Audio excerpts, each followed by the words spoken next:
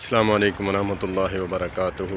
حضرت امام مالک رحمۃ اللہ تعالی علیہ کا واقعہ ہے کہ وہ ایک دفعہ مدینہ پاک میں، مدینہ شریف میں اپنے طلباء کو حدیث پاک پڑھا رہے تھے، تو اسی دوران جو ہے وہ کچھ دیر رکتے اور کچھ دیر جو ہے وہ پھر چل پڑتے، حدیث پاک پڑھنے لگ جاتے۔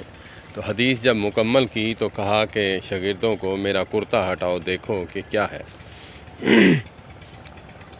تو کیا دیکھتے ہیں کہ 17 بار جو ہے نا بچھو نے جو ہے ان کو کاٹا ہے۔ تو کہنے لگے استاد محترم، آپ جو ہے ہمیں بتا دیتے، حدیث پاک روک لیتے تو اس میں تو کوئی حرج نہیں تھا، کیونکہ اپنی جان بچانا جو ہے وہ فرض ہے۔ تو فتوے پہ عمل کرتے ہوئے آپ ہمیں بتا دیتے۔ اتنا کمال تقویٰ کہ آپ نے ہمیں اتنی تکلیف کے باوجود نہیں بتایا۔ تو امام مالک رحمۃ اللہ تعالی علیہ کا پیارا سا جملہ کہا کہ مجھے شرم آتی تھی، مجھے حیا آتی تھی، کہ ادب کے خلاف تھا کہ آقا کریم علیہ الصلوۃ والسلام کی حدیث پاک کو چھوڑ کر میں اپنی جان کی فکر کروں۔ یہ تھے ہمارے بزرگ اہل سنت کے۔